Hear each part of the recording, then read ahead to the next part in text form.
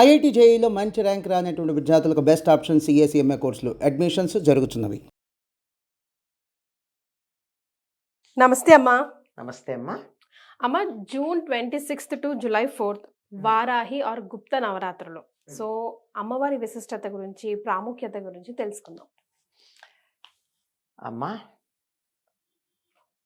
భండాసుర వధకు లలితా పరమేశ్వరి బయలుదేరి వెళ్ళినప్పుడు ఆ సందర్భంలో ఆవిడ యొక్క ఇచ్ఛా జ్ఞాన క్రియాశక్తులు ఏవైతే ఉన్నాయో అవి మూడుగా వ్యక్తమైనవి.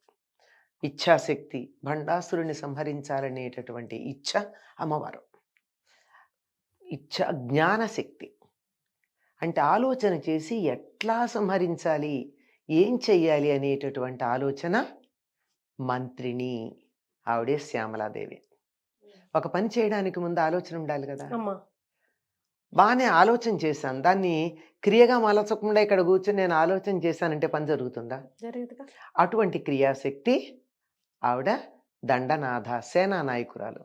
ఆవిడ్నే వారాహి అంటారు.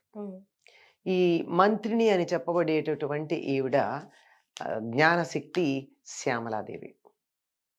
ఈవిడికి ఉండే సేనా నాయకురాలు, ఈవిడ పేరు వారాహి, వార్తాళి, పంచమి, ఇలాంటి పేర్లు ఆవిడకి ఎన్నో నామాలు ఉన్నాయి. 12 నామాలు ఉన్నాయి వారాహి అమ్మవారికి. ఈ వారాహి దండనాథ, ఆవిడ పేర్లలో ఇదొకటి దండనాథ. దండనాథులు అంటే ఏమిటి? దండం చేత్తో పట్టుకున్నాడు. దండం చేత్తో పట్టుకున్నారంటే అర్థం ఏమిటి? దండం దశగుణం భవేత్. దండం అన్నది 10 గుణాలని తీసుకొచ్చి పెడుతుంది. అంటే చేత్తోనే కర్రబుచ్చుకుంటే అప్పటిదాకా ఉన్న వేషాలన్నీ పోయి నీ మాట వింటాను అంటారు చిన్నపిల్లలైనా. చేతిలో బెత్తం ఉంటే చాలు కదా. దీనికి సంకేతంగానే మనం గనక గమనించినట్టయితే ఈ పోలీసులకి వాళ్ళందరికీ కూడా చేతిలో కర్ర ఉంటుంది, లాఠీలు ఉంటాయి. లాఠీతో కొడతారా అంటే మామూలుగా వీళ్ళు కొట్టచ్చు, చిన్న స్థాయిలో ఉన్నటువంటి వాళ్ళు. కానీ అధికారులు కూడా చేతిలో కర్ర పుచ్చుకుంటారు. ఇప్పుడు ఆ కర్ర వాడినట్టు ఉండదే, చాలా అందంగా, అలంకారంగా, షైనీగా, బ్రహ్మాండంగా ఉంటుంది. అది సంకేతం. అధికారాన్ని చలాయించటానికి సంకేతం దండం. అందుకే రాజదండం. మనం రాజదండం గురించి కూడా 2 ఏళ్ల క్రితం బాగా మాట్లాడుకున్నాం కదా. ఈ రాజదండం అన్నది, రాజు అన్నవాడు నేను దండిస్తాను అని చెబుతూ ఉంటే తప్ప ప్రజలు చాలా మంది మాట వినరు. అవును కదా. కొంతమంది మామూలుగా వింటారు మర్యాదగా చెప్తే, లేనప్పుడు దండం కావాలి. అటువంటి దండనాథ అంటే దండం చేతిలో పుచ్చుకుంది. ఈ దండం ఎట్లాంటిది అంటే, లలితా పరమేశ్వరి ఏం చేసిందంటే, నువ్వు ఏది చెబితే అది నా ఆజ్ఞగా చలామణి అవుతుంది అని చెప్పి తన రాజముద్రిక ఈవిడికి ఇచ్చింది, శ్యామలాదేవికి ఇచ్చింది. నువ్వేం చేస్తే అది అందరూ ఒప్పుకుంటారని చెప్పి ఈవిడికి దండం ఇచ్చి దండనాథ అయింది. ఆ ఇచ్చినవేమి ఇచ్చిందంటే, ఈవిడ చేతిలో ఆయుధాలు ఉన్నాయి, 8 రకాల ఆయుధాలు ఉన్నాయి. వాటిల్లో ప్రధానంగా ఉన్నవి ఏమిటంటే, ఇక్కడి నుంచి 2 తీసి ఇచ్చింది. ముసలము, హలము. హలం అంటే నాగలి, ముసలం అంటే రోకలి. తన ఆజ్ఞాచక్రం నుంచి తీసి ఇచ్చింది. అవి 2 కాక ఇంకా శంఖము, చక్రము, పాశము, అంకుశము, వరదము, అభయము, ఈ 8 చేతుల్లో 8 ముద్రల్ని ధరించుంటుంది ఈవిడ. ఈవిడ రూపం ఎలా ఉంటుందని వర్ణించబడిందంటే, ఈవిడ కోలవదన, కుశేశయనయన, కోకారి మండిత శిఖండ, సంతప్త కాంచనాభ, సంఝారుణచేల సంభృత నితంబ, హల ముసల శంఖ చక్ర అంకుశ పాశ అభయ వర స్ఫురిత హస్త, కూలంకషానుకంప, కుంకుమజంబాలి న్యస్తస్తనాభోగ, ధూర్తానామతి దూర, వార్తాశేషావలగ్న కమనీయ, ఆర్తాళీ శుభరాత్రి, ఆర్తాళీ శుభదాత్రి, వార్తాళీ భవతు వాంఛితార్థ. ఈవిడని ప్రార్థనా శ్లోకాలు ఇవి వారాహిదేవికి. ఎలా ఉంటుందంటే, కోలవదన, కోలము అంటే వరాహము. వరాహం అంటే తెలుసు కదా. ఆ వరాహము ముఖం ఉంది. తర్వాత కుశేశయనయన, పద్మాల్లాంటి అందమైనటువంటి కన్నులు కలిగినటువంటిది. పైగా ఇంకొక చోట వర్ణిస్తారు, 1000 రేకులున్న పద్మంలో నిరంతరం అలా విహారం చేసేది అని ఆవిడ్ని. ఆ తరువాత మంచి చంద్రుడు తన శిఖ మీద అలంకారంగా కలిగినటువంటిది. ఎలా ఉందిటంటే రూపం నలుపే గాని దాని నుంచి వచ్చేటటువంటి కాంతి ఎలా ఉందంటే కరిగించిలా ధారగా పోస్తున్నటువంటి బంగారం లాంటి కాంతి కలిగింది. సంతప్త కాంచనాభ, కరుగుతూ ఉన్నటువంటి బంగారంలాగా మెరిసిపోయేటటువంటి కాంతి కలిగింది. అంటే నల్లని శరీరం నుండి కూడా అటువంటి కాంతి వస్తుంది. పైగా సంధ్యాకాలంలో ఉండే ఎర్రని రంగు కలిగినటువంటి వస్త్రాన్ని ధరించినటువంటిది. చెప్పాను కదా, హలము అంటే నాగలి, ముసలము రోకలి, సరే శంఖము, చక్రము, వరదము, అభయము, ఆ పైన అంకుశము, పాశము, వీటిని తన చేతులలో ధరించినటువంటిది. కూలంకషానుకంప, ఒడ్డుని ఒరుసుకుంటూ ప్రవహించేటటువంటి ప్రవాహంలాగా ఉన్న దయ కలిగింది. అంటే ఎప్పుడైనా గట్టు తెంచుకుని ఆ దయ మన మీద ప్రసరించవచ్చు అనమాట. అంత దయ కలిగినటువంటిది. కుంకుమతో అలంకరించబడిన బురదగా అలంకరించబడినటువంటి ఇక్కడి నుంచి ఇక్కడి దాకా ఉండే ప్రాంతాన్ని ఆభోగం అంటారు. అంటే ఈ స్తనాల దాకా, కంఠం నుంచి స్తనం దాకా ఉండేది. ఇది ఎందుకు ఆభోగం అంటే నగలన్నీ ఇక్కడే పెట్టుకోవాలి. అక్కడే ఉందంటే కుంకుమ అలంకరించబడి ఉందిట. కుంకుమ అంటే మనం మొహాన పెట్టుకునే కుంకుమని కాదమ్మా, కాశ్మీరంలో దొరికే కుంకుమ పువ్వుతో చేసినటువంటిది అది కుంకుమ. దాన్ని ధరించినటువంటిది. ఇక అసలు లక్షణం ఏమిటో తెలుసా? భౌతిక రూపం ఇదైతే ధూర్తానాం అతి దూర, దుర్మార్గులకి చాలా దూరంగా ఉంటుంది. ఆహా, దుర్మార్గులు ఈవిడ దగ్గరికి రాలేరు. ఎలా? దుష్ట దూర, దురాచార శమని, దోషవర్జిత, లలితారాసనామ సహస్రంలో ఉంది కదా ఆవిడ వర్ణన. అలాగే వార్తాశేషావలగ్న కమనీయ, ఇది అస్సలు ఆవిడ లక్షణం. వార్త అంటే మనం న్యూస్ అనే అర్థంలో చెప్పుకుంటాం. వార్త అంటే జీవిక అంటే బతుకు తెరువు, బతకడానికి కావాల్సినటువంటి విశేషం. ఏమిటి బ్రతుకు తెరువు? అందరికీ ఆహారం కావాలి, బ్రతికి ఉండాలి. వ్యవసాయం మొదలైనటువంటి వాటికి సంబంధించిన విశేషాలకు వార్త అని పేరు. వార్త యందు జగము వర్తించుచుండును అని మన వాళ్ళకు చెప్తారు. వార్తలో జగత్తు ఉందంటే న్యూస్ పేపర్లోని న్యూస్తో ప్రపంచం తెలుస్తుందని లేనిపోని అర్థం చెప్పుకుంటాం కాదు. చక్కగా జీవనోపాధి, జీవిక ఏదైతే ఉందో దాంట్లోనే ఈ మొత్తం అంతా బ్రతుకుంది. ఎవరెట్లా బతుకుతారో వేరే మాట. నువ్వు వ్యవసాయం చేస్తావా, వ్యాపారం చేస్తావా, వ్యవహారం నడుపుతావా, అది వేరే మాట. కానీ ఏదో ఒకటి ఉంది కదా.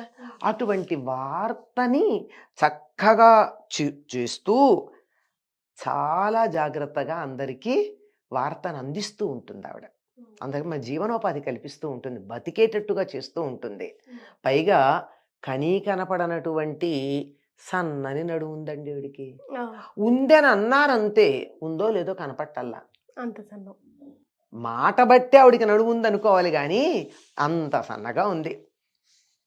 ఆ తర్వాత ఆర్తాళి శుభదాత్రి, బాధపడినటువంటి వాళ్ళకి శుభాన్ని కలిగించేది. ఎవరైనా నాకు కష్టం ఉందమ్మా అంటే వెంటనే శుభాన్ని కలిగిస్తుంది. వార్తాళి. ఆవిడకున్న మరో పేరేమిటి? వార్తాళి. ఆవిడకున్న పేర్లలో ఒకటి వార్తాళి. ఆ వార్తాళి మాకందరికీ శుభమును కలిగించు అని అడిగాం. ఇది అమ్మవారికి సంబంధించిన, వారాహీదేవికి సంబంధించిన స్తుతి. దీన్ని బట్టి అర్థం చేసుకోవాల్సిన విషయం ఏమిటంటే దుష్టులను దూరం చేస్తుంది, శుభాలను కలిగిస్తుంది, మనకు ఆహారాన్ని కలిగిస్తుంది. ఈవిడ ఇంద్రియాల మీద ఆధిపత్యం కలిగింది. ఇంద్రియాలు చక్కగా పనిచేయాలి అంటే శరీరానికి పుష్టి ఉండాలి. శరీరానికి అంటే అన్నం తినకపోతే కళ్ళు బయర్లు కంపుతాయా లేదా? మాట వినపట్టలేదండి, చెవులు గళ్ళు పడుతున్నాయండి, నోరు ఎండిపోతుందండి అంటాం. అట్లా లేకుండా ఉండాలంటే ఏం కావాలి? తుష్టిగా ఉండాలి. ఆ తుష్టికి కావలసినటువంటిది, శరీరం పుష్టిగా ఉండాలి అంటే దానికి కావలసినటువంటి పనులు చేయడానికి అమ్మవారి కారణం. అందుకని ఆవిడ చేతిలో ఉన్నట్టు ఒక ఆయుధం నాగలి. నాగలితో భూమిని దున్నితే, పంట పండితే వచ్చినటువంటి దాన్ని రోకలితో దంచి బియ్యం చేసుకుంటే మనకు ఆహారం వస్తుంది. అప్పుడు నీకు భయం లేదు అంటుంది. అప్పుడు నీకు కావలసిన వరాలు ఇస్తానంటుంది. పైగా ఈవిడ ఇంకోటి ఏమిటంటే భూమికి ప్రతీకగా ఎందుకు చెప్తారు అంటే వరాహం ఎప్పుడూ భూమిని చొచ్చుకుపోతూ ఉంటుంది. భూమి లోపలికి వెళ్ళిపోతూ ఉంటుంది, ఇలా తవ్వుకుంటూ తవ్వుకుంటూ తవ్వుకుంటూ వెళుతూ ఉంటుంది. కనుక భూమి మనకు కావాలి అంటే తప్పనిసరిగా వారాహి మనకు అవసరం. అలాగే వరాహ అవతారం, భూమి సభ్యంగా ఉండడానికి వరాహ అవతారాన్ని పూజించాలి, లేదా స్త్రీ రూపంలో అయితే వారాహిని పూజించాలి.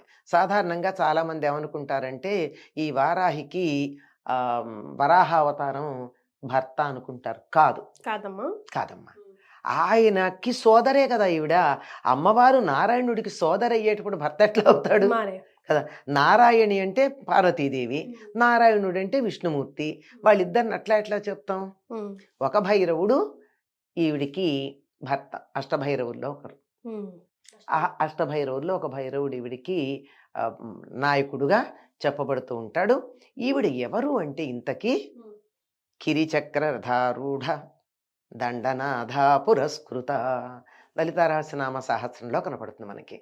కిరిచక్రాన్ని అధిరోహించినటువంటి దండనాథ ముందు పెడుతూ ఉంటే అమ్మవారు యుద్ధానికి బయలుదేరి వెళ్ళింది. కిరి అంటే కూడా వరాహమే. వరాహాలు అనేటటువంటి చక్రాలు కలిగినటువంటి రథాన్ని అధిరోహించినటువంటి దండనాథ సేనానాయకురాలు ఈవిడ. సేనానాయకురాలు ముందు నడుస్తూ ఉంటుంది. ఆవిడ వల్ల అలా ముందుకు వెళ్ళినట్టయితే విశుక్ర ప్రాణహరణ వారాహి వీర్యనందిత, విశుక్రుడి చేత సంహరించబడినటువంటి వారాహి యొక్క పరాక్రమాన్ని చూసి సంతోషించింది అమ్మవారు. ఈ విశుక్రుడెవరు? భండాసురుడికి ఇద్దరు సోదరులు ఉన్నారు. ఒకడి పేరు విషంగుడు, ఒకటి పేరు విశుక్రుడు. విషంగుడు అంటే చెడ్డ స్నేహాలు చేయించేవాడు. విశుక్రుడు అంటే చెడ్డ స్నేహాలు ఆడవాళ్ళు మగవాళ్ళు కాకుండా మగవాళ్లతో ఆడవాళ్ల స్నేహాలు చేయించి శుక్రధాతువుని వ్యర్థం చేయించేవాడు విశుక్రుడు. శుక్రధాతువు ముందు వ్యర్థమైతే ఏం జరుగుతుందో తెలుసా అమ్మా? వివాహానికి ముందు సంతానం బలహీనంగా కలుగుతుంది. అందుకని బ్రహ్మచర్యం పాటించిన వాళ్ళకి మాత్రమే, వివాహం వరకు బ్రహ్మచర్యం పాటిస్తేనే మంచి సంతతి కలుగుతుంది. బలహీనులు, రకరకాలైనటువంటి దోషాలు కలిగినటువంటి వాళ్ళు కలగడానికి కారణం శుక్రము వివాహాత్పూర్వం వృధా కావడం. ఈ పని చేయించేటటువంటి వాడు విశుక్రుడు. అటువంటి విశుక్రుణ్ణి సంహరించింది అంటే ఈ జాతి ఏదైతే ఉందో ఈ జాతి ఇక్కడికిక్కడ కొనసాగకుండా బలహీనపడేటట్టుగా చేసేటటువంటి వాడు విశుక్రుడు. మనం ఇప్పుడు వింటూ ఉన్నాం, చాలా మనకి వైక్రోమోజోమ్ నశించటానికి ఎన్నో రకాల ప్రణాళికలు. వాడిని విశుక్రుడు తప్ప ఇంకేమంటాం? అటువంటి వాణ్ణి పోగొట్టేటటువంటిది వారాహి. వర అహము, వర అంటే శ్రేష్టమైన, అహము అంటే నేను అనేటటువంటి భావన. శ్రేష్టమైన నేను అనే భావన కావాలి అంటే నేను తలెత్తుకొని ఉండగలగాలి. నేను అని నీరసంగా దీర్ఘాలు తీసుకుంటూ ఉంటే అది వరాహం కాదు, నీచాహం. మన జాతి ఆ నీచాహ స్థితి నుండి వరాహ స్థితికి రావడానికి విశుక్రుణ్ణి సంహరించిన వారాహి అవసరం అవుతుంది. సో వారాహి అమ్మవారిని అందరూ ప్రతి ఒక్కరు కూడా ఆరాధించవచ్చామా? అమ్మ ఆరాధించటం అంటే నమస్కారం చేసుకోవచ్చు, పూజ చేయొచ్చు. ఎందుకు చేయకూడదమ్మా? ఇప్పుడు అమ్మవారు ఉదాహరణకు చెప్పుకుందాం, మనకి సైన్యాధిపతులు, త్రివిధ దళాధిపతులు ఉన్నారు. వాళ్ళకి ఇవ్వాల్సిన గౌరవం వాళ్ళకి ఇవ్వాలా అక్కర్లేదా? ఇవ్వాల్సిందేగా. వాళ్ళకి పైన ఎవరున్నారు? రాష్ట్రపతి. ఇక్కడ జనరల్ మాటలు మనం మామూలుగా చెప్తే రాష్ట్రపతి ఎదురుగా నువ్వు త్రివిధ దళాధిపతుల్లో ఏదో ఒక దళానికి అధిపతి వస్తే ముందర ఆయనకి నమస్కారం చేస్తావా? రాష్ట్రపతికి చేస్తావా? రాష్ట్రపతికే చేస్తాం కదా. అంత మాత్రాన వీళ్ళని తక్కువ చేశామా? లేదు. వీళ్ళకి ఇవ్వాల్సిన గౌరవం, వీళ్ళకి ఇవ్వాల్సిన మర్యాద, వీళ్ళకి ఇవ్వవలసిన పొజిషను ఎట్లా ఇవ్వాలి, ప్రధానం అక్కడ. అలాగే వారాహి పూజలు చేయండి, తప్పనిసరిగా చేయండి. ఎందుకంటే ఈ వారాహి ఎంత గట్టిగా ఉంటే భండాసురుని సంహరించే లలితా పరమేశ్వరికి అంత హాయిగా ఉంటుంది. ఎందుకంటే ఆవిడ పని కొంత తగ్గుతుంది కనుక. పైగా పని తగ్గడం కాదు, ఎదుర్కొనడానికి కూడా ఢీ అంటే ఢీ అనడానికి తగిన స్థాయి వాళ్ళు ఉండాలి కదా. వీళ్ళు 6 నెలలు సాము చేసి మూలనున్న ముసలమ్మని కొడతారా? ఎవరి స్థాయి వాళ్ళతో వాళ్ళు వెళ్ళాలి. కనుక ఈ వీళ్ళకుండేటటువంటి వీడి దగ్గర ఉండేటటువంటి తమ్ముళ్ళు సేనానాయకులుగా వస్తే వాళ్ళను సంహరించాల్సింది ఈవిడ. ఉమ్, కనుక ఇప్పుడు వారాహి అవసరం ఎంతుందో మీకు అర్థం కావాలి. ఈ జాతి బలంగా ముందుకు కొనసాగాలంటే, విశుక్ర సంహారం జరగాలి అంటే, ఈ జాతిలో ఉన్నటువంటి జన్యువులు చక్కగా ముందు కాలాలకి సరిగ్గా కొనసాగాలంటే విశుక్ర సంహారం జరిగి వారాహి అమ్మవారు విజృంభించవలసినటువంటి అవసరం ఉంది. కానీ వారాహియే ప్రధానం అనుకుని లలితా పరమేశ్వరుని పక్కన పెట్టకూడదు. అదేలేండి. అక్కడ వస్తోంది సమస్య. తప్పనిసరిగా ఎవరిని పూజించాలన్నా 9 రోజులు మనకి ప్రధానం. 9 పూర్ణ సంఖ్యగా చెప్తారు. కనుక ఒక దీక్ష పూర్తి కావాలంటే 9 రోజులు. వారాహి అమ్మవారిని పూజించాలంటే కూడా 9 రోజులు పూజిస్తారు. ఈవిడికి పంచమి అని పేరుంది. ఎందుకంటే సప్తమాతృకల్లో ఈవిడ 9వది. ఉమ్, విష్ణుమూర్తి అవతారమైన వరాహము యొక్క శక్తి వారాహి. ఉమ్, మనం చెప్పుకుంటాం కదండి, బ్రాహ్మి మాహేశ్వరి కౌమారి వైష్ణవి వారాహి అని చెప్పేట 5వ మాతృక ఈవిడ. ఈవిడ్నే వార్తాళి అంటారు, అంటే జీవనోపాధి కలిగించేటటువంటిదని. అలాగా దండనాథ, సంకేత, సమయపాలిని. కానీ అమ్మవారి రూపం గురించి భలేగా చెప్పారమ్మా. అంటే ఊహించుకోవచ్చు అనమాట, క్లియర్ పిక్చర్. ఎంత అందంగా ఉంటుందో వారాహి రూపం. మీరు ఎప్పుడన్నా చూడాలంటే కరీంనగర్ దగ్గర ఒక క్షేత్రం ఉందమ్మా, అక్కడ ఉంటుంది అమ్మవారు. కానీ భూదేవి కూడా ఉంటుంది అక్కడ. ఆ రూపాలు చూస్తే నాకు రాబుద్ధి వల్ల గబగబా వాళ్ళని అడిగి తలుపులు తెరిపించేసి ఎత్తుకుందాం అనిపించింది. అంత అందంగా, అంత ముద్దుగా ఉంటాయి. అంత చాలా అందమైనటువంటి రూపం అమ్మ వరాహ రూపం, తక్కువదేం కాదు. కాకపోతే ఈ వారాహి కొంచెం భయంకరంగా ఉంటుంది అని ఒక లోకంలో ప్రథ ఉంది. అది అపప్రథే. ఎందుకంటే అప్పుడప్పుడు కోపం తెచ్చుకోపోతే ఎట్లాగమ్మా? పిల్లవాడి మీదకి ఏ కుక్కో వస్తోంది, తల్లి ఆయ్ అని కుక్కను అరుస్తుంది, పిల్లవాడిని కాదు కదా. ఆవిడ అక్కడ రౌద్రంగా ఉంటేనేగా వీడికి రక్షణ. కనుక అలా ఉంటుంది. కాకపోతే నిరంతరం ఆ విధంగా ఉండే రౌద్ర రూపంలో ఉన్న అమ్మవారిని మాత్రం నిరంతరం ఆరాధించకూడదు. ఎందుకంటే దేన్ని ఆరాధిస్తే ఆ రూపం మనకు వస్తుంది కనుక మనం కూడా అందరి మీద అలా కోపం తెచ్చుకుంటామేమో. అందువల్ల ఆ సమయంలో మనం ఆరాధించవచ్చు అంతవరకు. రైట్. చాలా సంతోషం అమ్మా. ధన్యవాదాలు. నమస్తే.